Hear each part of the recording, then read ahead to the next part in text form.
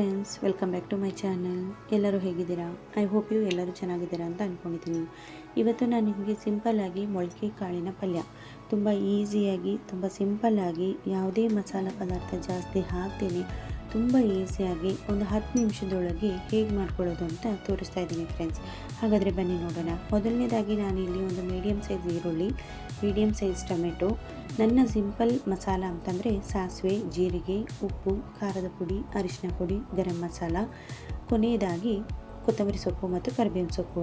ಮೊದಲನೇದಾಗಿ ನಾನು ಒಂದು ಬಾಣಲಿನ ಇಟ್ಕೊಂಡು ಅದಕ್ಕೆ ಸ್ವಲ್ಪ ಎಣ್ಣೆ ಹಾಕಿ ಸಾಸಿವೆ, ಜೀರಿಗೆ, ಕರಿಬೇವಿನ ಸೊಪ್ಪು ಮತ್ತು ಈರುಳ್ಳಿ ಹಾಕಿ ಚೆನ್ನಾಗಿ ಬೇಯಿಸ್ಕೊತಾ ಇದ್ದೀನಿ ಫ್ರೆಂಡ್ಸ್. ಈರುಳ್ಳಿ ಬೇಗನೆ ಬೇಯಬೇಕು ಅಂತಂದರೆ ಅದಕ್ಕೆ ಸ್ವಲ್ಪ ಉಪ್ಪು ಹಾಕಿ ಚೆನ್ನಾಗಿ ಬೇಯಿಸ್ಕೊಳ್ಳಿ ಫ್ರೆಂಡ್ಸ್. ಏಕೆಂದರೆ ಉಪ್ಪು ಹಾಕಿದರೆ ಈರುಳ್ಳಿ ಆದಷ್ಟು ಬೇಗನೆ ಬೇಯುತ್ತೆ. ಇದಾದ ನಂತರ ಟೊಮೆಟೊ ಹಾಕಿ ಚೆನ್ನಾಗಿ ಬೇಯಿಸ್ಕೊಳ್ಳಿ.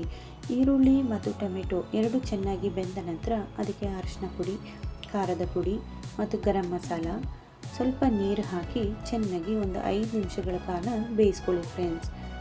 ಇದು ಚಿಕ್ಕ ಮಕ್ಕಳಿಗೂ ಕೂಡ ತುಂಬಾ ಇಷ್ಟ ಆಗುತ್ತೆ. ಚಪಾತಿ ಜೊತೆಗೆ, ರೊಟ್ಟಿ ಜೊತೆಗೆ ತುಂಬಾ ಇಷ್ಟ ಆಗುತ್ತೆ ಫ್ರೆಂಡ್ಸ್. ಮತ್ತು ಕೊನೆಯದಾಗಿ ಮೊಳಕೆ ಕಾಳು ಹಾಗೂ ಕೊತ್ತಂಬರಿ ಸೊಪ್ಪು ಹಾಕಿ ಚೆನ್ನಾಗಿ ಮಿಕ್ಸ್ ಮಾಡ್ಕೊಳ್ಳಿ. ನೋಡಿದ್ರಲ್ಲ ಫ್ರೆಂಡ್ಸ್, ತುಂಬ ಈಸಿಯಾಗಿ, ತುಂಬ ಸಿಂಪಲ್ಲಾಗಿ, ಯಾವುದೇ ಮಸಾಲ ಪದಾರ್ಥ ಜಾಸ್ತಿ ಹಾಕ್ತೇನೆ ಮೊಳಕೆ ಕಾಳಿನ ಪಲ್ಯ ಯಾವ ರೀತಿ ಮಾಡೋದು ಅಂತ. ಇದು ಚಿಕ್ಕ ಮಕ್ಕಳಿಗೂ ಸಹಿತ ತುಂಬಾ ಇಷ್ಟ ಆಗುತ್ತೆ ಫ್ರೆಂಡ್ಸ್. ರೊಟ್ಟಿ ಮತ್ತು ಚಪಾತಿಗೆ ತುಂಬಾ ರುಚಿಕರವಾಗಿರುತ್ತದೆ. ಈ ರೆಸಿಪಿ ನಿಮಗೆ ಇಷ್ಟ ಆಗಿದ್ದರೆ ಪ್ಲೀಸ್ ಲೈಕ್ ಮಾಡಿ, ಶೇರ್ ಮಾಡಿ ಮತ್ತು ಕಮೆಂಟ್ಸ್ ಮಾಡಿ ಫ್ರೆಂಡ್ಸ್.